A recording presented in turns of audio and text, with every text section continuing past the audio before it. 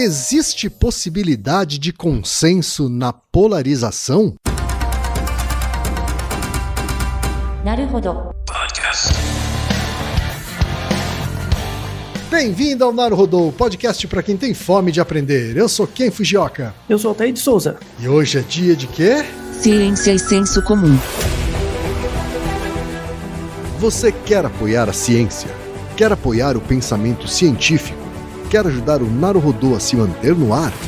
Ouvir os episódios e espalhar a palavra já é um grande passo. Mas existe um outro jeito. Quem possibilita isso é a Orelo. Você escolhe um valor de contribuição mensal e tem acesso a conteúdos exclusivos, conteúdos antecipados e vantagens especiais. Além disso, você pode ter acesso ao nosso grupo fechado no Telegram e conversar comigo, com Altair e com outros apoiadores. Toda vez que você ouvir ou fizer download de um episódio pelo Orelo, vai também estar pingando uns trocadinhos para o nosso projeto. Combinado? Então baixe agora mesmo o app Orelo no endereço orelo.cc ou na sua loja de aplicativos e ajude a fortalecer o conhecimento científico. E chegamos ao momento Alura. Querido ouvinte, querido ouvinte. Você quer dar um verdadeiro mergulho no mundo da tecnologia? Migrar para uma nova carreira? Aprofundar-se nessa carreira? Então assine Alura agora mesmo. Você vai estudar, praticar, discutir e se aprofundar em uma plataforma que respira tecnologia. Na Alura, você terá acesso completo ao conhecimento, onde e quando você quiser, com novos cursos todas as semanas. E ainda tem vantagem, ouvinte Naruhodo tem desconto especial. Mas para isso é preciso acessar a seguinte URL, anota aí, alura.com.br/promoção/Naruhodo. Nesse endereço, além do desconto especial, você vai conhecer histórias reais de transformação de pessoas que estudaram na Alura. Então, repetindo, acesse alura.com.br/promoção/Naruhodo.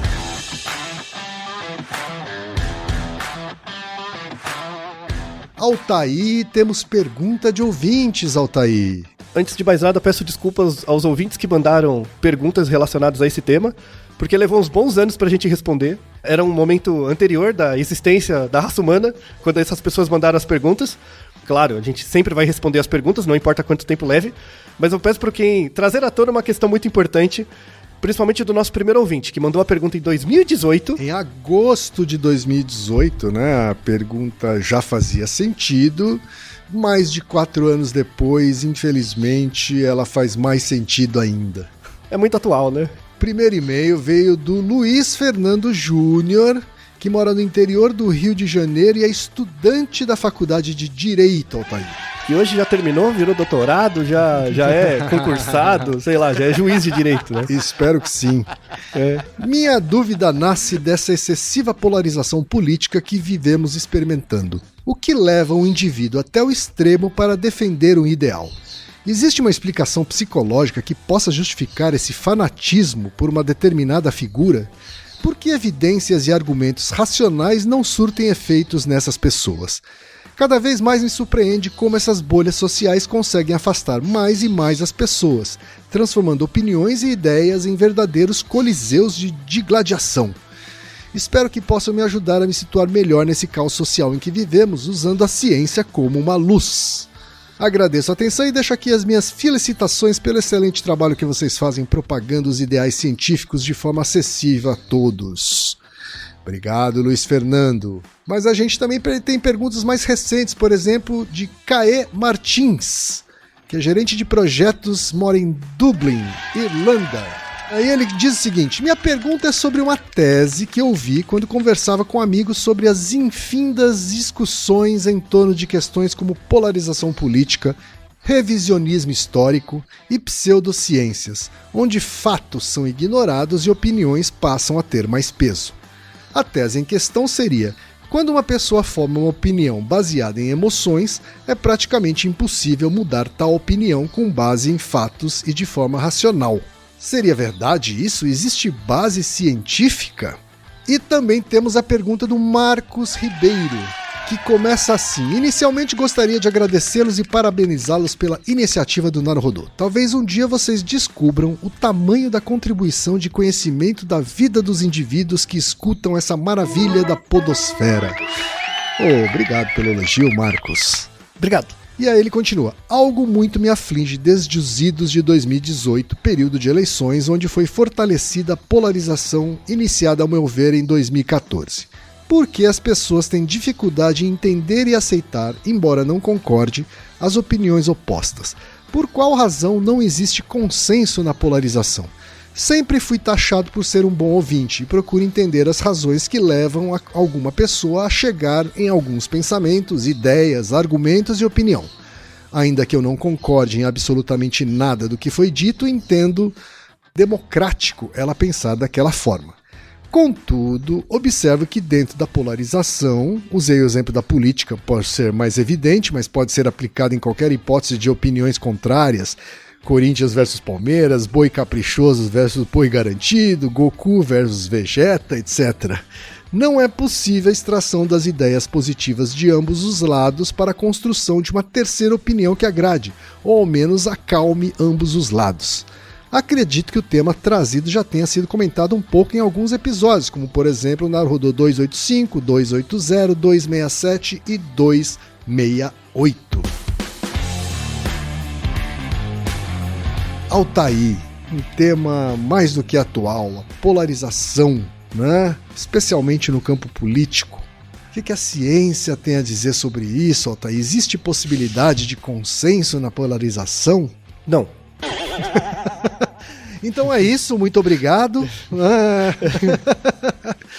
Naruhodô, ilustríssimo ouvinte. Feita a piada, é que assim, aí dá aquela coisa, mas como assim não? E acabou? Tipo, acabou, é depressão total. Não, calma, não é assim também, tá? Mas é importante pontuar que não, tá? É importante, existe consenso na polarização? Não. A grande questão é, por que deixamos chegar num momento onde a polarização é tão forte? Né? Então, o ponto fundamental é esse. Se as coisas chegam numa situação como a que existe hoje, que já é gestada há muito tempo, a polarização é impossível, tá? Mas é possível existir consenso? Sim. Mas esse contexto de polarização tem que mudar.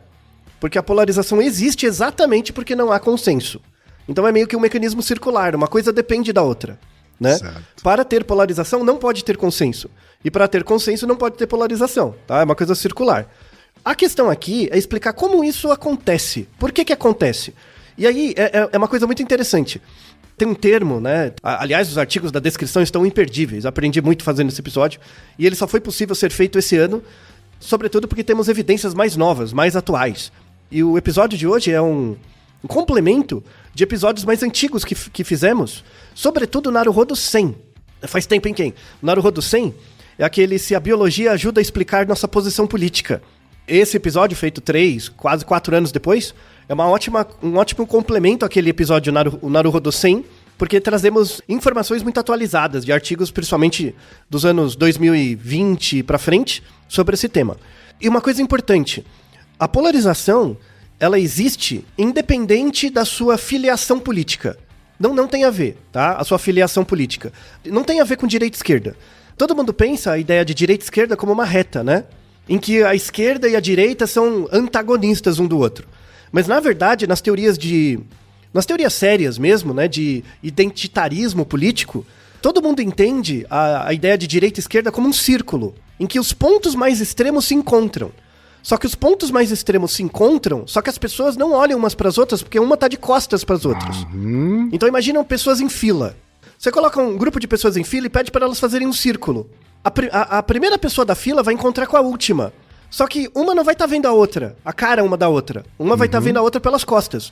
A última pessoa vai virar a antepenúltima e a primeira pessoa vira a última, vai, né? Sim. A última pessoa só vê as costas da anterior, né, da pessoa da frente, e a pessoa da frente não vê a pessoa de trás. Mas elas são ligadas. Então, entender essa questão da filiação política como um círculo, hoje o Naruhodô vai ser bem psicofísico, né? Bem teoria da Gestalt mesmo, que é a base que deu origem às teorias que a gente vai estudar hoje. Tem um termo muito importante para entender polarização, né? Que é um termo da psicologia social, que as pessoas acham que é moderno, mas na verdade ele vem do século XIX, que é o Spontaneous Trait Inference. Eu vou falar em inglês porque em português esse termo ele seria traduzido como inferência espontânea baseada em traço. Só que se você procurar literatura em português, não tem. Então você tem que procurar o termo em inglês mesmo, tá? Certo. Temos vários artigos na descrição sobre isso. É um termo bem antigo. O Spontaneous Trait Inference é a base, assim, é a causa formal para a existência da possibilidade de ter polarização política, tá? Então, assim, pensando no ponto de vista do indivíduo, e todos os políticos, sem exceção, em vários países, todos os políticos usam essa capacidade que a gente tem de fazer inferências espontâneas baseadas em traço para fazer nossa posição política a longo prazo e no curto prazo nosso voto ir para o lado deles. Isso é indissociado. O marketing político usa isso o tempo todo, tá? As marcas usam isso o tempo todo também. Então quando você olha um logo, né? Você olha um logo de uma empresa alimentícia que você já tem, assim, já viu antes ou já tem algum conhecimento de marca, esse logo gera inferências espontâneas em você. Se, por exemplo, você vê um logo de uma empresa nova, ela vai gerar inferências espontâneas, só que elas são mais difusas, né? O que são essas inferências espontâneas? Me dá um exemplo aí. Por exemplo, bonito, feio, legal, seguro, animado. São sensações mesmo, são inferências, assim. E são espontâneas, ou seja, você não planeja elas aparecem, e são baseadas em traços. Então, assim, você vê o logo da empresa, você não conhece nada da empresa, mas traz isso, né? Uma informação pequena. Então, num cenário com muita incerteza, onde você não sabe nada da empresa e tal, aquilo é a única coisa que você tem.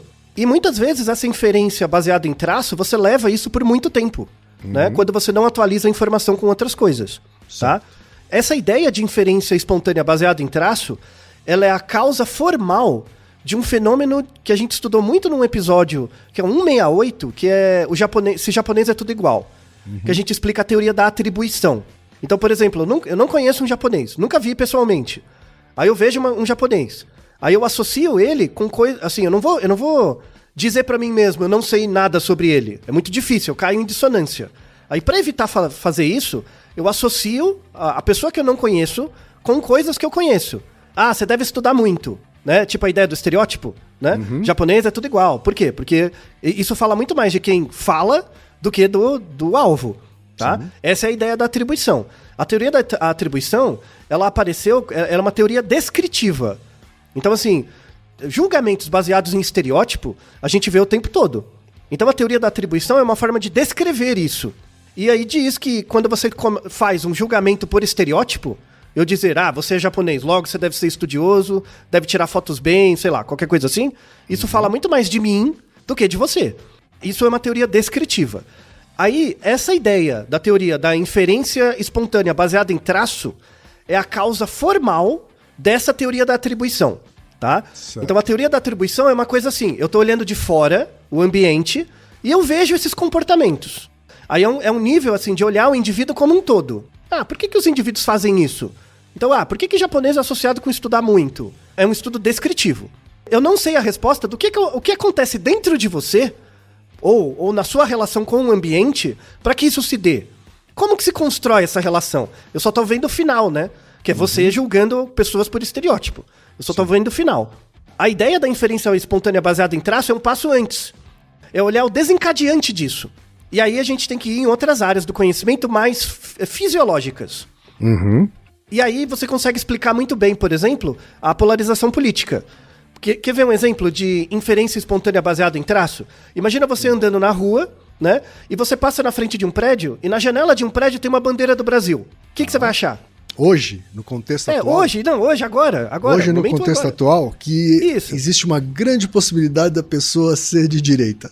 Isso, então, exato.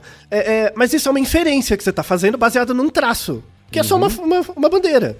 Tá? E é um traço que foi atualizado para os dias atuais, né? Se fosse há 10 anos atrás, eu provavelmente não faria essa atribuição.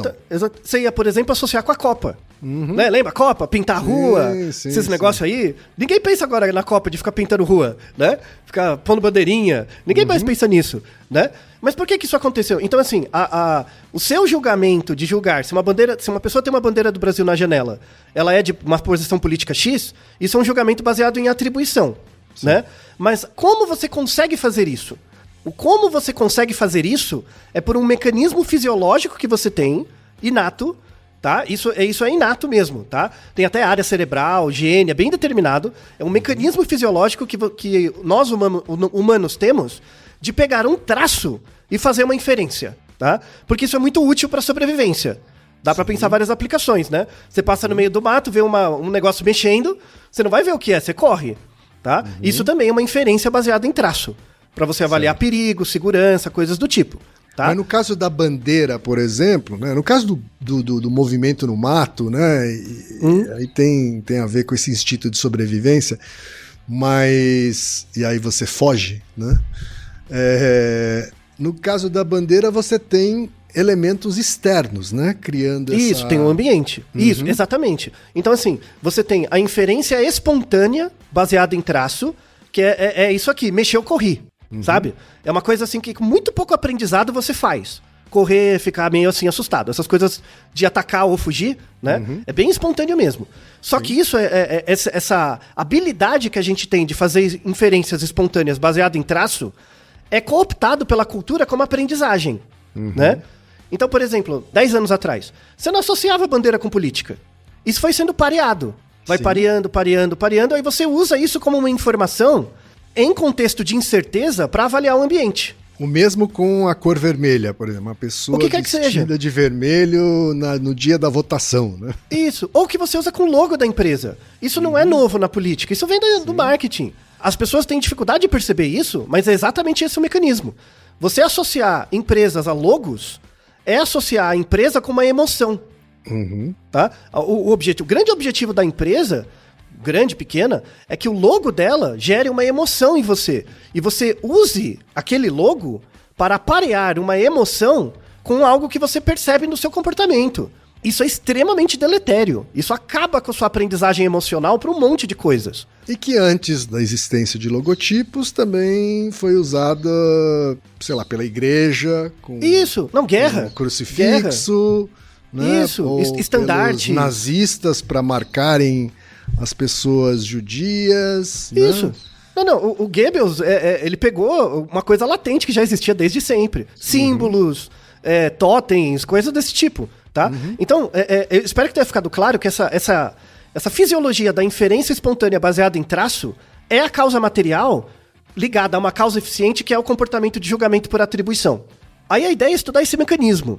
Esse mecanismo da inferência espontânea baseado em traço vem do século XIX. Vem de um dos pais da fisiologia, né? Era um médico médico e filósofo, que é o Hermann von Helmholtz. Ele tem um trabalho de fisiologia muito importante para o som, né? Para perceber ondas sonoras. O emprego do Reginaldo é garantido graças ao von Helmholtz. Ele estudou muito, ele é um dos pais da Gestalt, assim, bem do início da Gestalt, na Alemanha. E ele estudava imagens, né? Ele estudava som principalmente, mas também ilusões perceptuais, né? Peço por um instante, quem tá ouvindo a gente tem a oportunidade, abre a capa do nosso episódio. A capa do nosso episódio tem uma figura que as pessoas vão achar que não tem nada a ver com o episódio, mas tem. Essa é uma imagem, é uma ilusão perceptual. Essa ilusão perceptual, ela é uma obra artística, né? Que é chamado A Ilusão da Parede do Café. Então imagina um café, né? Que você vai para tomar café e tem uma parede com essa pintura. Esse desenho foi feito pela primeira vez em 1898, tá? Século XIX, mas ele só se tornou popular nos anos 70, depois. Quando você olha essa figura, assim, eu vou te dar a informação. Essa figura são quadradinhos pretos, né, e brancos, e tem linhas cruzando eles. Tem retas que ligam, formam as fileiras. Essas retas são retas, não são tortas, tá? Inclusive, você pode pegar uma régua, colocar em cima da reta, você vai ver que a reta é reta, 0 graus. Mas elas parecem retas, quem? Não parecem retas. Não parece reta. Mesmo eu dizendo pra você que é reta... Não parecem linhas paralelas, né? Isso, exatamente, não são paralelas. Mesmo se eu te dou uma régua, falo, ó, testa. Você testa. No momento que você tá testando, é verdade, é reto. Mas quando você tira, não é mais, né? Não importa o que é um fenômeno que acontece em várias ilusões de ótica, né? Isso, assim, é a base da teoria da Gestalt. Então, a psicologia da Gestalt diz isso, que o fato de eu te informar, te dar provas, não ajuda você a mudar a sua percepção. E isso é uma coisa fisiológica, é sua, sabe? Tudo bem, assim, você pode ter visto essa figura antes e falar, eu sei que é reto. Não, você não sabe, senão você estaria vendo, sabe? Você tem que fazer um esforço para acreditar. Sempre vai ser um exercício de crença. Sempre, né? Essa ilusão é fantástica. O Helmholtz descrevia isso. Ele dava uma explicação que sofreu muita crítica, mas depois voltou, né, com métodos melhores. Ele dizia assim, que as pessoas extrapolam dados de informações visualmente sem perceber. Então assim, por que você percebe que as retas não são paralelas? Porque você está associando os quadradinhos também. Você não consegue olhar a reta sem olhar os quadradinhos, né? E aí, como você não consegue, a sua visão não consegue separar a reta dos quadradinhos, tem uma bagunça, né? Cria um ruído. E esse ruído afeta a sua percepção. Então, o Helmholtz dizia que a gente gera uma inferência inconsciente. Então, assim, você não escolhe ver as retas não paralelas. Você só vê elas tortas, né? Ou seja, você faz uma inferência inconsciente, né? Os psicólogos, logo depois, ele publicou esse artigo na Nature, pra você ter ideia, né? O artigo recebeu muita crítica depois, não por causa do experimento, mas por causa da explicação, né? Porque você fala, se você é uma inferência inconsciente, e você é um fisiólogo, isso tem que estar em algum lugar no cérebro. Se você diz que é inconsciente, é como se fosse uma entidade fora, sabe? E não é. Não é uma entidade fora. E aí criticavam, você falou, não é inconsciente. Mas esse conceito da inferência, aí evoluiu esse conceito nos anos 80, virou a ideia da inferência espontânea baseada em traço. Mas lembra da crítica que fizeram ao Helmholtz no século XIX? Esse inconsciente tem que estar no cérebro. Esse inconsciente, entre aspas. Sabe quando acharam a área no cérebro relacionada a essa capacidade de distorcer a nossa percepção? 2022. Foi esse ano. Por isso que temos o artigo, o episódio. Por isso. Foi só esse ano que deu pra escrever esse artigo. Tem um artigo fantástico. Ele fez com ilusão perceptual, mas fez também com jogos, né? Com joguinhos. Mostrando que tem uma área relacionada com isso, que é o córtex orbitofrontal lateral. Veja que interessante. Essa área, aí a gente chega na causa, quase a causa material, né? Pelo menos a causa formal próxima a gente chega, né? Esse córtex orbitofrontal lateral, imagina que você está numa situação de incerteza, tá? Você sabe muito pouco sobre o desfecho de um jogo, né? Quando eu te dou uma pista, só uma pista, né? Que seria a inferência baseada no traço. Quando eu te dou só uma pista, você vai pegar essa informação e extrapolar, fazer uma inferência, né? Qual área é mais relacionada com essa codificação da informação numa condição de incerteza? É o córtex orbitofrontal, né? Quando eu te dou muita experiência, imagina que você está jogando um jogo que você já foi muito treinado, né? Essa área não é tão recrutada. São mais outras áreas, ligado à memória, à tomada de decisão, córtex frontal, coisas do tipo, tá? Então, essa área é específica para inferência de informações quando você tem pouco dado. Veja o paralelo com o momento atual. O que acontece nesse mundo de bolhas, né? Você entende muito pouco o que o outro vê. Porque o outro está distante de você socialmente, porque ele faz parte de outra bolha. Então, como que você entra em contato com o outro? Pelos traços. A bandeira, a camisa, a cor, o jeito de falar, o jeito de emitir opiniões. Como você pega só esses traços, você emite uma opinião baseada nisso e acredita que o grupo é assim. Então, a polarização, ela não é a causa, ela é a consequência da maneira como adquirimos informações. Se você pegar todas as informações que a gente tem hoje, elas são informações baseadas em traço, né? É o nudge, é o TikTok, é a coisa curta, é o corte de internet, sabe? Acontece muito com podcast, né? Você grava um podcast de 2 horas, divide lá em cortes de 5 minutos, e as pessoas só veem o corte. E aí elas fazem a inferência com base na parte, né? Óbvio que isso aumenta a polarização. É óbvio. E por que aumenta a polarização? Porque as pessoas pegam uma parte e fazem a inferência do resto, né? A gente tem um display, né? Um mecanismo fisiológico já descrito há uma centena de anos a respeito, né? E aí a gente começa a mediar nossas decisões baseada nisso. Então a nossa capacidade adaptativa de fazer inferências espontâneas baseada em traço acaba sendo o mecanismo que gera estereótipo, né? Então, essa inferência baseada em traço, ela não é estereótipo. Mas se você só tomar decisões com base nisso, você cria estereótipos, e aí o estereótipo impede você de fazer mais inferências baseadas em traço. Tem um artigo fantástico, 2021 também, né, que mostra assim, Pessoas que têm estereótipos muito fortes sobre religião, sobre vários aspectos. Pessoas que têm estereótipos muito fortes, isso reduz a capacidade delas de fazer inferências espontâneas. Então, a pessoa tem uma crença muito forte sobre um assunto. Aí eu mostro uma situação pra ela que eu dou uma pista.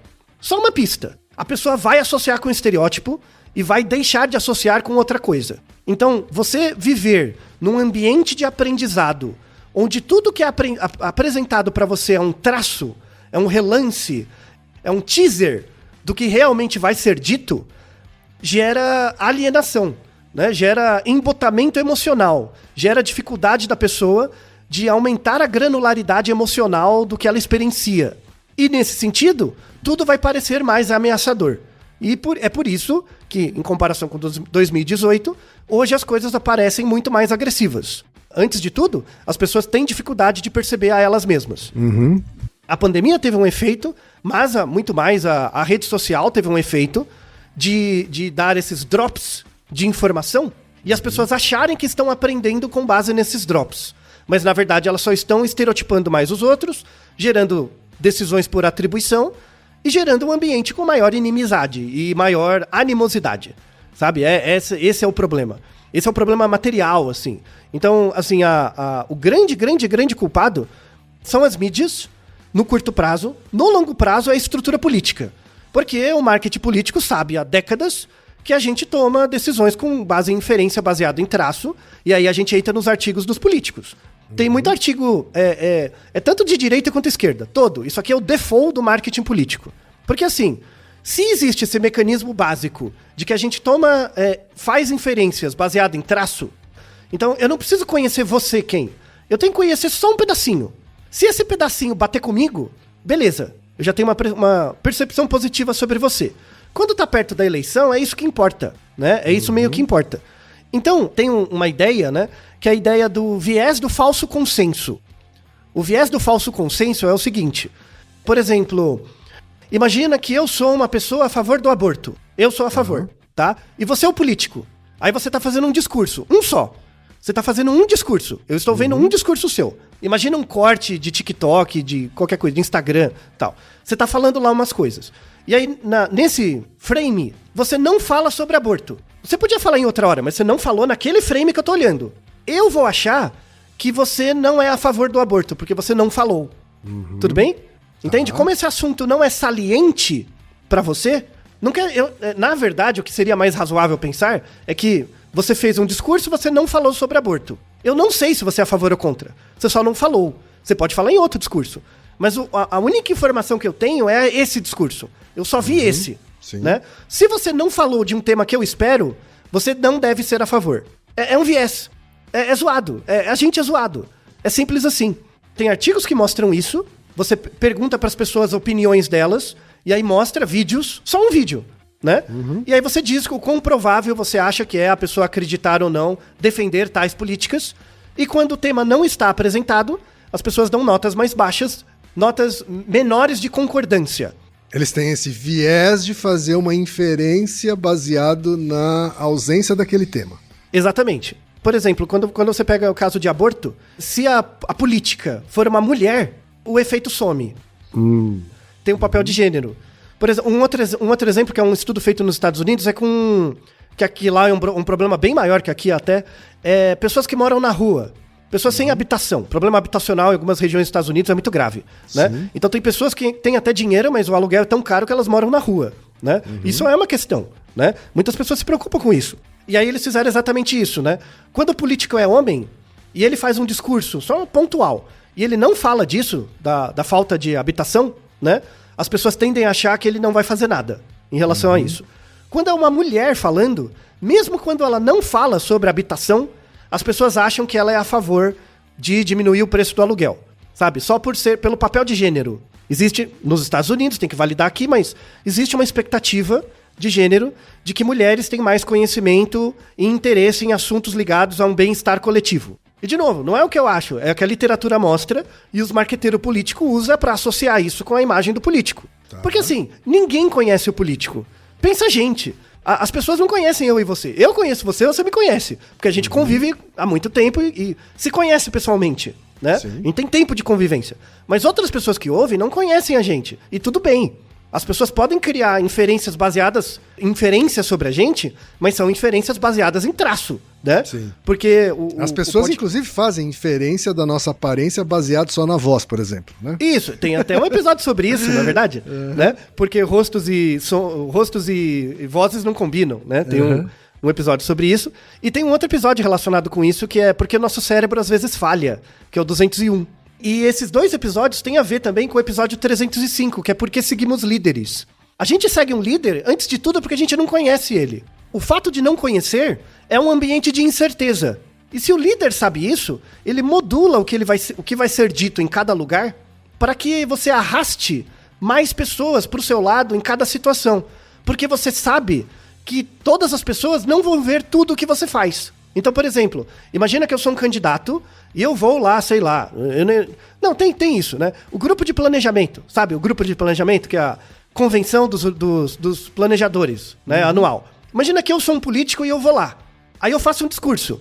Aí eu falo coisas que tocam vocês. Assim, que tem a ver com as demandas da classe. Aí alguns de vocês podem criar uma inferência baseada em traço, falando, legal. Fica com uma impressão positiva. Aí depois, na semana seguinte, eu vou falar na comissão dos agricultores, sei lá. Eu vou falar outras coisas, né? Provavelmente o agricultor não vai ver a palestra que eu dei pra vocês e vice-versa. Então a informação que ele vai ficar é a informação que eu dei naquele grupo. E aí as pessoas fazem a inferência baseada em traço. E é uma que desgraça. pode ser um discurso, inclusive, oposto ao que você fez primeiramente. Isso. Pra você pegar essa contradição, tem que ter uma pessoa que faça ponte. E é muito difícil, né? Porque tem muita informação ao mesmo tempo. Porque mesmo que tenha uma pessoa que faça a ponte e mostra, aqui ele falou A, lá ele falou menos A, isso tem que chegar em todo mundo. E não chega também. Então percebeu que é difícil, tá? Percebeu que a gente tem um mecanismo inato muito sólido para criar inferência e num ambiente complexo é exatamente isso que gera a polarização. Essa dificuldade, tá? E isso é alimentado pelo político, né? É alimentado pela estrutura política. Então a maneira de fazer política tá errada, né? Porque ela gera um embotamento emocional nas pessoas. Isso favorece no curto prazo, mas é um puta tiro no pé no longo prazo, tá? No médio e longo prazo. É terrível. E mostra que a gente é zoado, tá? Basicamente, né? Tem um outro artigo que mostra uma coisa muito interessante. Por exemplo, você imagina personas, né? Ele monta uma persona. Então imagina assim, imagina que eu sou um indivíduo que é muito a favor da educação, que o grande objetivo do Estado é fazer políticas educacionais, tá? É esse indivíduo. E esse indivíduo tem um filho, tá bom? Então eu acredito em políticas educacionais, tem que estar em primeiro lugar, e eu tenho um filho, né? Aí eu conheço um candidato que tem um filho. Ele tem um filho mais ou menos da idade do meu, né? O que acontece? Eu vou ter a tendência de achar que esse candidato também é a favor de políticas educacionais. Só porque tem um filho.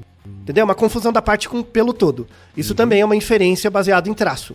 Por ter um filho, a gente tem uma similaridade, então ele deve pensar como eu. Isso é o viés do falso consenso, tá? Então, e isso é uma outra expectativa besta que as pessoas têm, né? De que, por exemplo, todo mundo que é de esquerda ou direita pensa igual. Isso também é uma falácia por falso consenso. Não é verdade. Claro. Tem muita variabilidade, né? Só que, como a gente tem dificuldade de perceber até a variabilidade dentro do nosso grupo, imagina o outro, né? Então, é um mundo de muita incerteza. Muita incerteza. E uma grande parte dessa incerteza vem da necessidade de a gente achar que tem que estar em contato com tudo ao mesmo tempo e rápido. Você tem que captar as coisas rápido, sabe? Então, sob o ponto de vista de causa material, a gente tem essa tendência a simplificar as coisas, é isso? Reduzir. Tem. Sobretudo em um ambiente onde você tem pouca informação e pouco tempo, né? Só que isso é virtual. Na verdade, a gente não tem pouca informação e pouco tempo. Isso é apresentado pra gente como se fosse, né? A gente pode chegar, não, peraí, me dá um tempo pra pensar. Tipo, vai embora, sai daqui, sabe? Só que você fica o dia inteiro enfurnado nessa desgraça de Instagram, TikTok, o demônio, Facebook, né? E aí você fica vendo isso o tempo inteiro. Então tem informações. Quem você vai votar? Como é que é? O que você tá fazendo? Sabe? Não dá esse senso de urgência. E aí você entra nessa situação. Você tem pouca informação, né? e pouco tempo. Aí você vai tomar a decisão estereotipada. Então, volto no exemplo da imagem do von Helmholtz, né? Quando você olha aquela imagem, eu tenho que te dar uma régua, pega a régua, coloca lá, puta, é reto mesmo, né? Eu tenho que te falar, mas mesmo assim vai estar torto. Ou seja, tem que ser um exercício que leva tempo. Se eu colocar você numa situação de incerteza com pouco tempo, vai ser sempre torto. Não adianta. Essa imagem é sublime para entender o que é polarização. É essa imagem. Realmente mostra, né, de uma forma artística, o que é a polarização. Não importa o quão estudado você seja. Você pode ter doutorado em teoria da Gestalt, ser professor de teoria da Gestalt, você nunca vai fazer essa linha ficar reta. Não vai. É fisiológico. Então, é algo fantástico. Mesmo. Assim, é perceptual. Sabe? E aí, assim, tem esse conceito também na teoria de identitarismo político, né? Que é a ideia de magnetismo político. Né? O que seria o magnetismo político? É quando você tem a figura, né, do candidato e tal, pequenas similaridades entre o candidato e você faz você acreditar que o político pensa como você pensa, por pequenas similaridades, né? Então, assim, o que mais me surpreende não é quem vai ganhar ou perder a eleição, é que é muito empatado, sabe? Então, assim, tem metade, um pouco menos da metade, praticamente metade da população que se identifica com certas figuras que têm lógicas institucionais muito regressivas, que favorecem muito grupos em detrimento de outros. Isso é muito complicado, né? Isso fala muito da gente. Mas isso que você falou da parte pelo todo, né? Ou todo pela parte, também significa que a pessoa não necessariamente concorda com tudo. Exatamente. Daquele candidato que tem a sua preferência. Ele concorda com um pedaço e aquele pedaço já foi o suficiente para construir essa preferência. Isso. Às vezes a pessoa nem precisa saber do resto. Ela de novo, um contexto de baixo conhecimento e pouco tempo. Você pega aquele pedaço, aí tá bom, né? E aí você nem precisa saber do resto. Sabe, um meme... Meme não, mas uma expressão que apareceu, passar a boiada. Sabe? Eu te mostro um negocinho e passo um monte de coisa por baixo. É exatamente isso. É a inferência baseada em traço, né? Eu mostro uma coisa... eu concordo com isso. Então beleza. Então, né, as letras miúdas falam o resto. Só que para ver as letras miúdas, você precisa de tempo. E tempo é uma coisa... Não é que a gente não tem tempo. Não é isso. Tempo é que não e disposição, né? E tempo isso. E disposição para isso também. Não porque é dado pra gente. É mais fácil a gente não ter disposição e ter a preguiça de reduzir as coisas. Exato. Mas aí percebeu que a nossa forma de entender a realidade, a aprendizagem que a gente tem disso é a aprendizagem de como os políticos são como produtos e não pessoas, né? Essa aprendizagem vem do marketing mesmo, de entender os políticos como produtos, as coisas como produtos, né? E os indivíduos, os outros, tudo como produto que tem que atender expectativas, necessidades. Se a pessoa não tem isso, você troca, né? E uma grande dificuldade de se auto-perceber, né? E, de novo, o que eu falei no começo do episódio é importante. O grande desejo de uma marca é que ela se torne uma emoção. Se você associar a alegria com uma marca, com perdão da palavra, você tá fudido, tá? Porque aí a marca vai poder fazer o que ela quiser. Ela vai poder fazer o que ela quiser com você, né? E você vai associar, na verdade, com a sensação do seu corpo, que é a emoção. E aí vai passar tudo batido, sabe? Os políticos também, antes das marcas, os políticos, os pastores, as entidades eclesiásticas faziam muito isso, né? Eles eram a fonte da emoção, né? Então, quando você vê a ideia do santo, né? Quando você vê o santo, o beatificado, ele é a figura da emoção, né? Então, na verdade, o objetivo último de toda empresa é que ela seja beatificada pelas pessoas, que ela se torne uma emoção, né? Alguns políticos conseguiram isso também, estadistas e tal, tem pessoa, o cara já é velhinho, tá morrendo e ainda acredita no político, né? Fala, não, aquele foi bom e tal, né? Isso mostra que essa inferência baseada em traço é um mecanismo muito forte de aprendizado para a vida toda. Você passa a vida toda acreditando numa coisa. Então, assim, eu vejo meus parentes ou conhecidos que são de uma certa filiação política, né? E passou por 2, 3 anos de condicionamento, né? Em treinamento de decisão com pouca informação e pouco tempo, né? Isso gera uma marca no indivíduo que eu duvido que apague. Porque, pensa, num ambiente distante, né? Numa causa material distante, A gente vem de uma sociedade em que as diferenças de classe e de estrutura social são bem marcadas há centenas de anos, né? Desde da colonização, né? E essas diferenças de classe se mantêm. Associando isso com um modelo de educação voltado ao trabalho e associando com desigualdade de trabalho e desigualdade de renda, você cria todas as condições para os indivíduos de hoje serem imediatistas, acreditando de que o mundo perfeito é um mundo onde as coisas têm que acontecer por eficiência, rápido, né? E que elas não têm tempo. Então, tudo tem que ser resolvido por xamãs, né? Você tem que ter o xamã médico, o xamã nutricionista, o xamã político, né? O xamã coaching de filho, de cachorro, de peixe, de galinha e o que quer que seja. É uma merda, sabe? Então, a situação que a gente tem hoje é uma consequência, né? E, de novo, eu me ponho como culpado também. Acho que todo mundo devia se culpabilizar um pouquinho, assim. O que eu deixei de fazer, sabe? Então, eu sempre faço isso, assim. O que eu deixei de fazer, né? Enquanto indivíduo, a gente age muito pouco, porque é um sistema muito grande que vem antes, né? Mas tem saídas. Indo pro final do episódio, tem saídas. Só que essas saídas não vão acontecer agora. Não vai acontecer agora. Assim, isso não é uma previsão, né? Claro que a gente vai falar sobre o futuro, mas é uma coisa muito provável, dadas as evidências que a gente tem, que essa polarização vai durar, assim, dessa forma, pelo menos mais um mandato, independente de quem ganhe, sabe? Pelo menos mais um vai ser uma droga, sabe? E é possível... E essa polarização não é exclusiva do Brasil também, né? Não. O mundo está vivendo esse momento, né? Isso. Mas a solução é simples, tá? A solução é simples. Não é fácil. Fácil e simples são coisas diferentes. A solução é simples porque você tem que mexer em uma coisa, mas não é fácil de fazer, tá?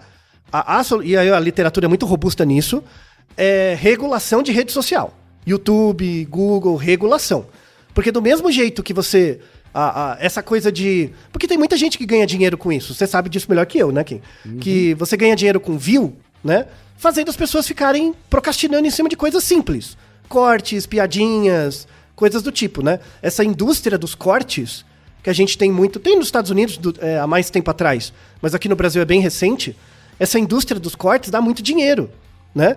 E quem faz o corte acha que está propondo mudança social baseado nisso. Isso é um engano terrível. Você está propondo embotamento emocional nas pessoas, né? Porque a pessoa só pega aquela informação, ela acha que é suficiente, faz uma inferência, na verdade ela só está treinando a ser estereotipada. Treinando a ser conservadora, treinando a reduzir as outras pessoas o time de futebol, a política, a religião, o que quer que seja delas. É uma pena, tá? Então, a grande coisa é uma regulação da maneira como se monetiza nas redes sociais. Tem um exemplo, por exemplo, tinha gente que tem gente, né, não só no Brasil, que ficou bilionário mesmo, pegou bilhão, fazendo programa para criança. A gente tem um Naruhodo duplo sobre propaganda infantil, que é uma degenerescência, né? Mas tem gente no Brasil que ficou mais que milionário com propaganda infantil. Nos Estados Unidos, muito mais. Bilionário mesmo, né? Chegou um ponto, isso foi bem conhecido 4 anos atrás, que o governo americano bateu no YouTube e falou, vocês vão parar com isso, né? Porque isso tá zoando as crianças. Começou a sair estudo do NIH mostrando que vocês estão exagerando, né? Aí, assim, bateu no YouTube e o YouTube na hora, mudou em um mês. Aí teve um monte de youtubers chorando, vai mudar as políticas, vou perder meu dinheiro, né? E tal. A coisa mudou, né? E agora a gente tá sofrendo com outro problema, que é essa coisa dos cortes, né? Corte, tem que ser rápido e tal. Às vezes um político vai num podcast, as pessoas nem veem o podcast, só vê o corte, né? O próprio comitê faz o corte, fica espalhando, essa é a máquina, né? Tem que ter regulação disso, né? Tem que ter uma regulação. E é fácil, não é simples, mas é fácil. É que o lobby em cima disso é maior, né? Tipo, o governo simples, mas não é fácil, né, Otay? Isso, é simples, mas não é fácil. Mas é bater, e é uma coisa que muda de um mês pro outro, sabe? Muda rápido mesmo. Propondo isso, e vendo o efeito disso ao longo do tempo, a polarização tende a diminuir bastante. Bastante. As pessoas vão ficar mais moderadas. Elas não necessariamente mudam de ideia, mas elas vão ficar mais moderadas. Então, assim, o grande vilão próximo é a maneira como se monetiza em rede social, tá? É esse modelo de negócio, porque dá dinheiro. Então, se mudar o jeito de ganhar dinheiro, as pessoas vão para outras coisas, né? Então, é bem essa relação do uso e gratificação, né? Da marca com o indivíduo e do indivíduo com a marca, né? A marca é zoada com os indivíduos? Sim, mas tem um certo interesse do indivíduo também em ter algo de forma mais imediata, né? A ideia é repensar isso, tá? Isso do ponto de vista próximo. Do ponto de vista distante, é a maneira como a gente faz política mesmo, sabe? A maneira como a gente faz política é uma maneira medieval. Medieval mesmo. A gente ainda já falei isso em episódios anteriores, o Brasil ainda é um país de sucerania e vassalagem, né? Então é agro, são grupos familiares antigos, né? Que seria uma coisa quase nobre, né? Então são famílias pela nobreza, é o agro e a igreja, sabe? Quase uma versão modernizada das capitanias hereditárias, né? Isso. É quase um absolutismo, sabe? É um absolutismo baseado em cada capitania, assim. Quando você olha de um ponto de vista distante, não mudou nada, né? A coisa ficou mais tecnológica, mas a maneira de gestão é a mesma ainda, né? De 300 anos atrás. E isso é complicado. Por quê? Porque o caminho para mudar isso é a educação. E leva muito tempo. Leva muito tempo para você criar uma educação não voltada para o trabalho. E nem tem interesse em fazer isso. Então isso é muito complicado, assim. E a grande dificuldade, assim, para a pessoa, né, para o indivíduo, assim, e agora, o que eu faço, né, enquanto indivíduo? Você tem que começar uma sugestão, né, não é conselho, o psicólogo não dá conselho, mas uma sugestão leia os artigos da descrição, são fantásticos, perceba que essa ideia da inferência espontânea baseada em traço é algo nosso, você pode usar isso para aprender coisas muito legais, mas isso pode levar à polarização dependendo do ambiente, sobretudo um ambiente com pouca informação e pouco tempo para decidir. Associe isso com a psicologia da percepção. Então, não importa o quanto você estude a imagem que está no post do nosso episódio de hoje, sempre vai estar torto. Não importa. Isso te ajuda a entender, com um pouco mais de empatia, talvez, o seu vizinho de outra posição política. Saiba que ele vai morrer pensando assim. E sabe o que é pior? Você também. Você também vai morrer sendo do jeito que você é. Por exemplo, eu sinto vergonha de não ter empatia por um índio brasileiro. Porque eu só sou capaz de ter alteridade. Eu não tive uma educação durante minha infância e adolescência onde eu tive mais contato com povos originários para de fato ter um pouco mais de empatia. Então eu só posso ter alteridade. Eu já me sinto envergonhado por isso. Eu me sinto muito envergonhado, por exemplo, por não ter empatia pelo negro, sabe? Eu sei que a gente vive numa sociedade racista e muito desigual, e eles sofrem muito mais, muitas vezes em situações que eu não sou capaz de perceber. Então eu só posso ter alteridade. E eu me sinto muito mais envergonhado ainda, porque no caso do índio e do negro, isso é uma coisa muito maior do que eu, né? Tipo, tem centenas de anos, eu já nasci nesse contexto desigual. O que não diminui minha culpa, mas coloca um ponto ali de ponderação.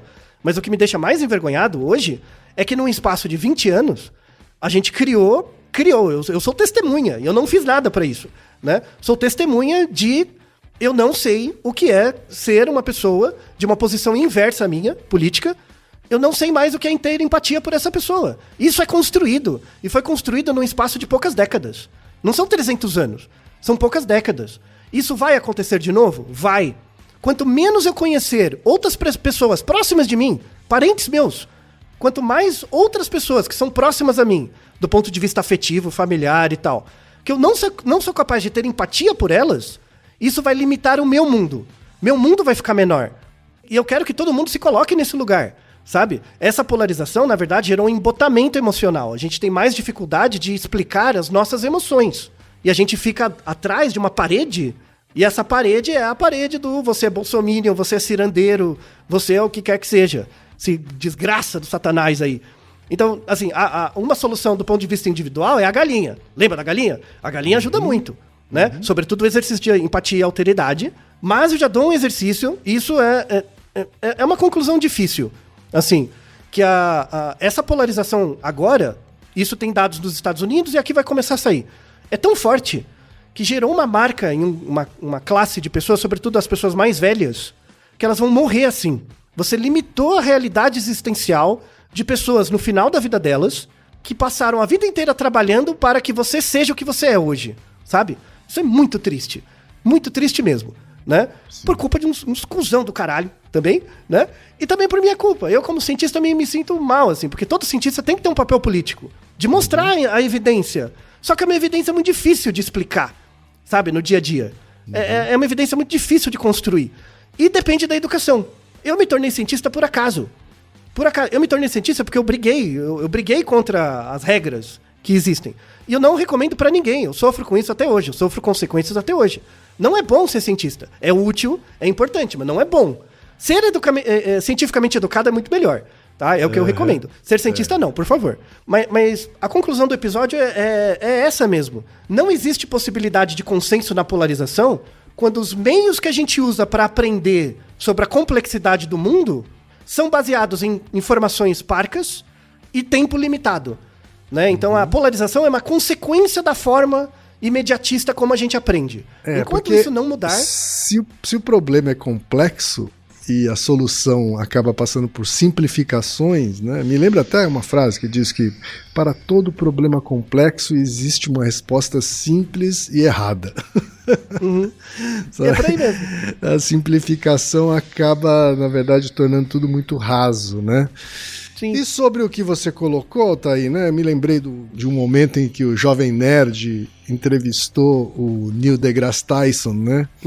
E ele fala sobre, né, divulgação científica e tal, e aí o Neil deGrasse fala, olha, aparentemente a divulgação científica parece que fracassou, né? Isso, sim. O que a gente está encarando, né, de negacionismo científico, de terraplanismo, etc., parece que está demonstrando esse resultado. Por outro lado, ele também deixa um consolo, né? Ele falou assim, mas também imagine o quão pior seria se não tivesse o trabalho de divulgação científica, de educação científica. Então, continuemos, Altair. Acho que o divulgador científico tem que parar de ser imediatista também. Porque, de novo, é igual suas professoras, você lembra das suas professoras do jardim de infância. O papel que aquelas pessoas tiveram pra você é muito maior do que o que você acha, mas é um papel muito grande. Então, assim, o divulgador científico vai ter retorno, mas é muito longe. E não vai ser associado com o que a gente faz hoje. É muito difícil, por exemplo, monetizar essa ideia de divulgação científica, porque o impacto é distante. É fundamental ter divulgação. Então, assim, a gente faz um trabalho hoje para que a geração daqui a 10, 15 anos tenha um impacto. Eu sou o resultado, eu, Altair, sou o resultado de uma política para a educação que foi feita nos anos 2000.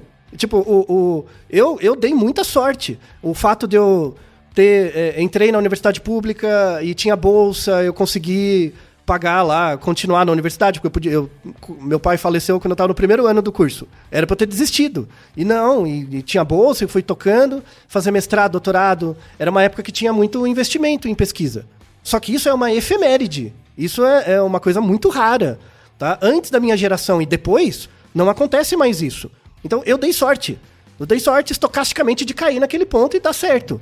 Então, só que é um investimento que foi feito 20 anos antes, né? Ou mais. Por pessoas que não percebem o que elas fizeram como algo legítimo. Uma delas é o professor Armando Milioni, aliás, que já fez parte de muitos episódios aqui do Naruhodô, né? Um abraço a ele, antes de mais nada. E é isso, assim, o papel do divulgador científico é perceber que o efeito dele é lá na frente.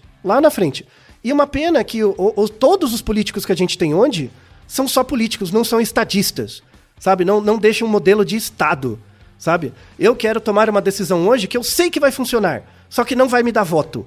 É muito difícil ter essa hombridade, sabe? De deixar isso como um legado, que ninguém vai perceber, sabe? O que você fez. A gente tem alguns exemplos na história política, não só do Brasil, mas de outros lugares, de políticos que fizeram isso, tomaram decisões de longo prazo, sabendo que era o melhor para a coletividade. Se isso se tornasse uma regra, né? Ao invés de avaliar a pessoa, avaliar o projeto, talvez a gente tenha um pouco mais de chance, mas para isso vai ter que reformular toda a nossa educação.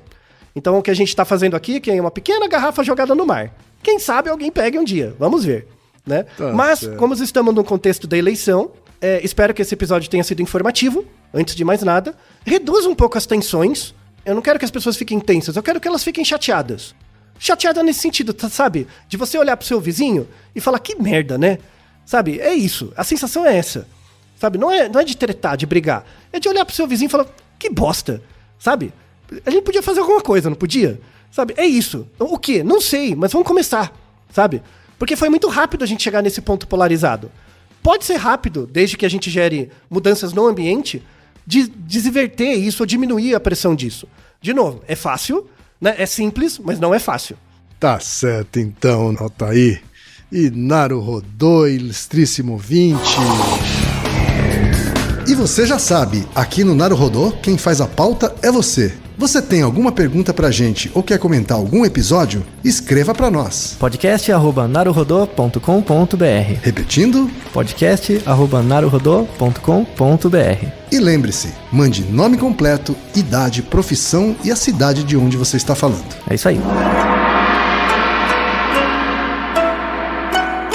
Naruhodo. Esse podcast é apresentado por b9.com.br.